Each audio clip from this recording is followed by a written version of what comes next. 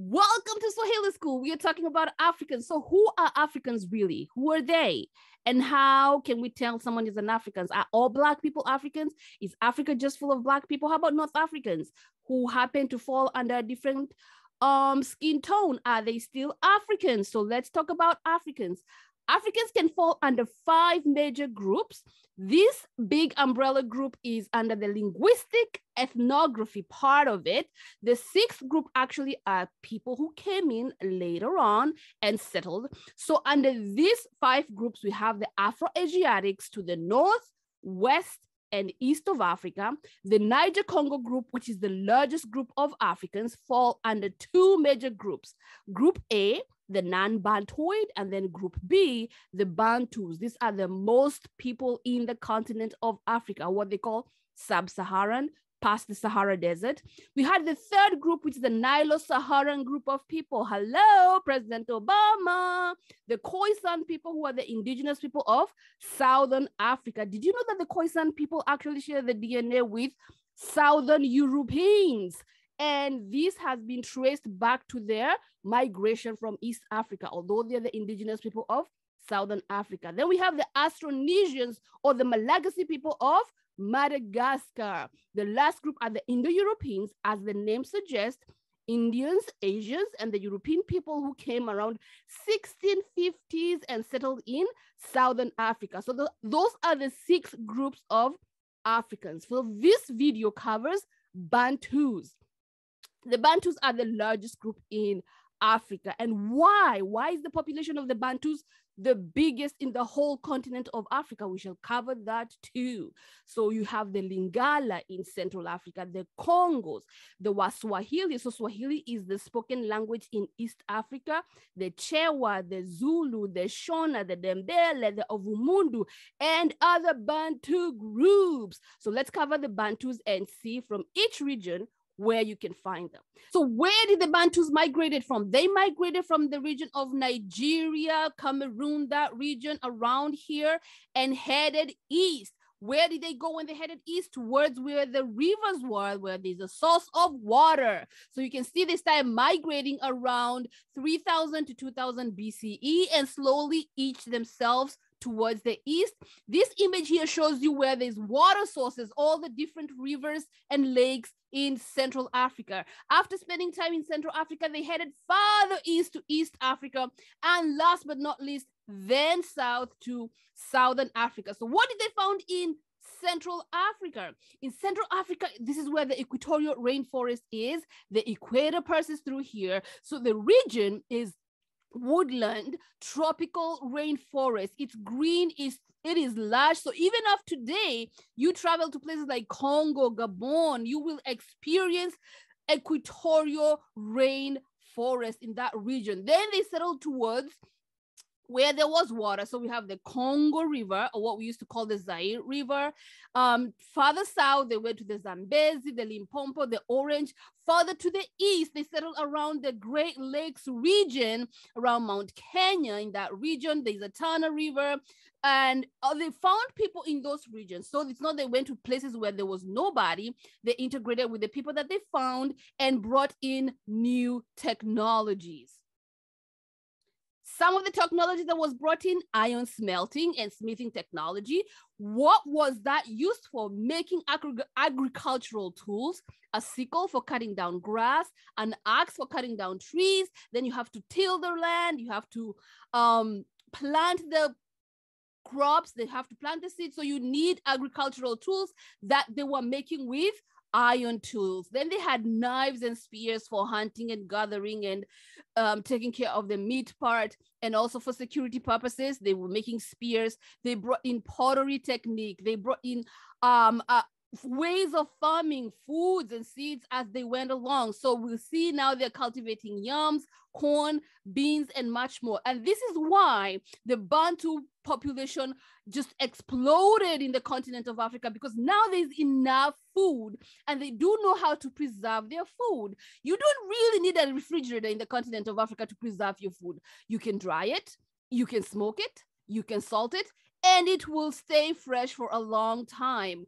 In my grandparents' time, there was no refrigerator, and they knew how to get those greens and put them in water and preserve them for a very long time. So some of the crops that were being grown, potatoes. Potatoes are tubers, so you can preserve potatoes actually in a cool, dry place. So they had granaries for preserving their potatoes, have peas growing in this region. So the reason why the Bantus had such a huge population growth in sub-Saharan Africa is because, one, they found a good source of water. Two, they had the technology to for agriculture and grow their own crops. And three, they had the technology of how to dry crops and preserve them for the next season, how to preserve their meats, whether it's fish or the cows and goats that they slaughtered.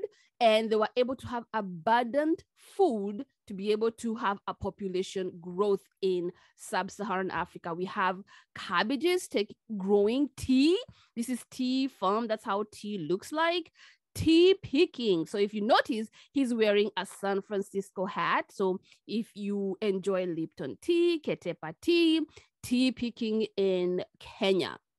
Coffee growing in Ethiopia, Uganda, Kenya, that region. So coffee is a major beverage in this region. They grow it more and consume it less. They consume more tea than coffee. Corn, or what we call maize, was brought into the region. Beans, cereals, sorghum, and millet. So this is how millet looks like, and that's how millet grows. It is a cereal. Sorghum, it is great for making things like porridge and even sometimes brewing beer. It's known to have great beer. So they would grow sweet potatoes, taro, cabbage, potatoes, fruits such as bananas, papayas, liquorwoods, passion fruits, and all kinds of tropical fruits were being grown by the Bantu people. So there was abundance of food in Central Africa, then headed out to East Africa, and the last part in Southern Africa. They also did keep animals, cows, goats, sheep, and they were good in both animal husbandry and growing of crops, both for selling and also for using. Basket weaving, this was another economic engine for the Bantu people. They would make baskets both for using and for storage. Pottery, making pots for collecting water, for cooking, for brewing both beer and porridge.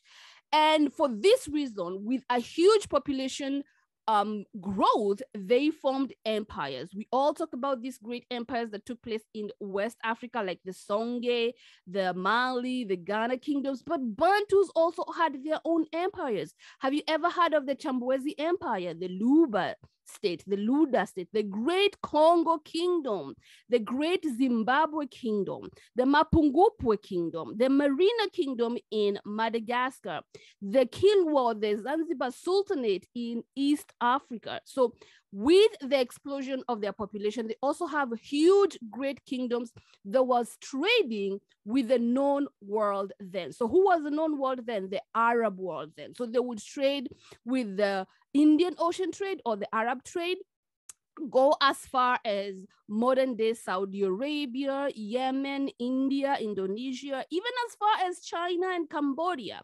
So there were also merchants and sailors where they could travel using the monsoon winds to trade their goods. Some of the Bantus that are now in East Africa, so East Africa is Kenya, Uganda, Tanzania, Rwanda, Burundi. The largest group in Kenya are the Agikuyu people or the Kikuyu people, but we do have the Abaluyas, the Maragolis, the Agusi, or what we know as Kisii. Caviar. The Kisii people of Kenya are different from the Kisii people in West Africa and also the Kisii people in Southern Africa. So we do have three different Kisiis in the continent of Africa. In Uganda, we have the Baganda, the Great Baganda Kingdom, the Banyoros, Batoro, and other Bantus. In Tanzania, the Abakuria, the Sukuma, the Nyamwezi, the Congo. In Rwanda, the Nyarwandas, the Hutu, the Tutsis, the Bwatas, and much more. So Bantus in East Africa had an explosion at this point. Even up to this day, most of East Africans, not all of them, but the largest group of East Africans are Bantus. But we do have other groups of people like the Nilo-Saharans and the Afro-Asiatics. If you want to know more about these two groups, join us for other videos and you'll learn about these other groups. So who are the Kikuyus? Here is an image of Kikuyus. These are modern Kikuyus wearing traditional clothes. So back in the day, this will be leather from the cows and the goats they were keeping that were dyed brown, and then the cowrie shells to beautify their clothing.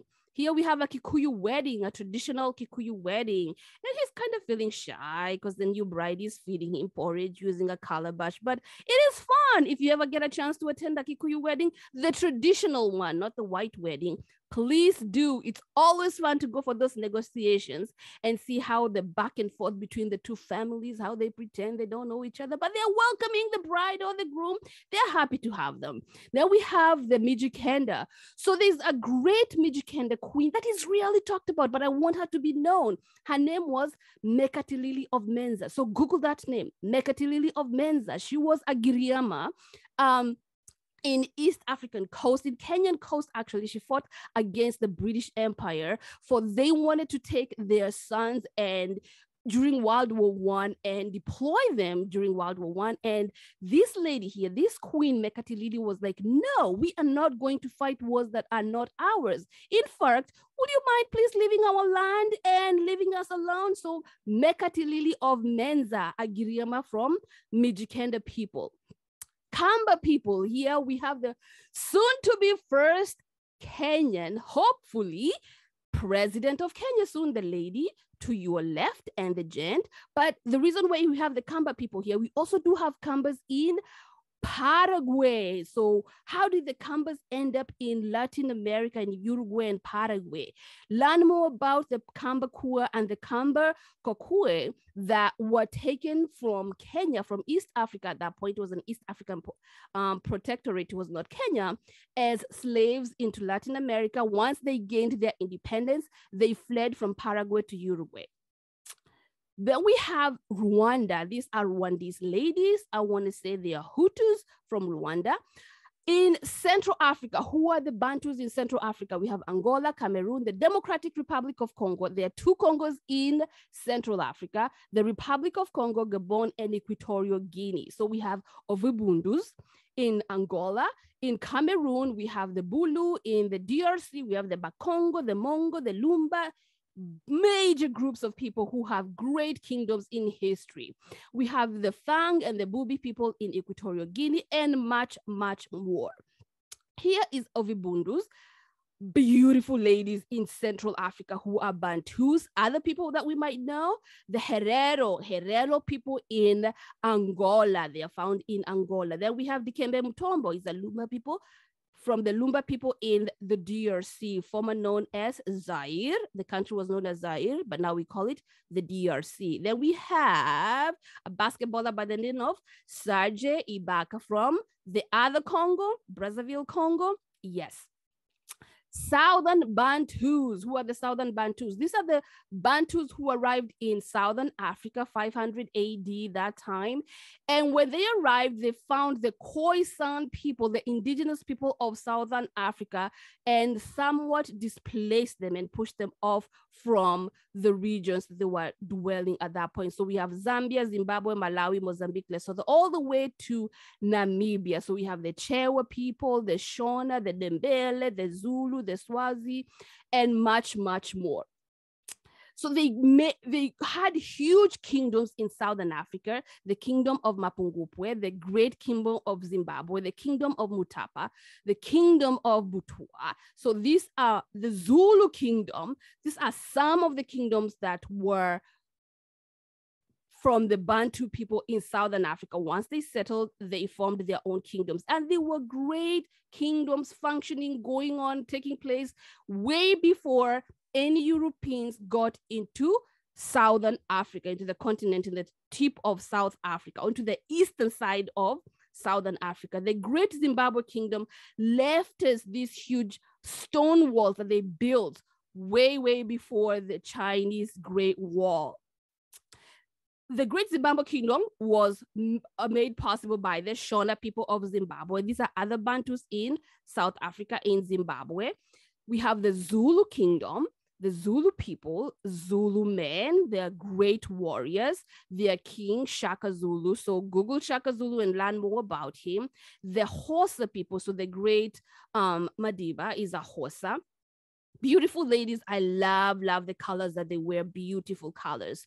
The Xhosa kids playing and dancing in South Africa. The Ndebele women, absolutely gorgeous women, the Ndebele women. And the Ndebeles have an amazing history, and they're a little bit sad of it when they were pushed out of the Cape up to northern part of South Africa. The Swazi ladies, beautiful Swazi ladies, and also the Swazi men from Swaziland, or what we call Eswatini now. Our Bantu wedding in Southern Africa. So it's a beautiful, beautiful occasion. If you ever get a chance to attend one of these weddings, never miss that chance. You will not forget what you have experienced in any African wedding, actually. We have the Herero people.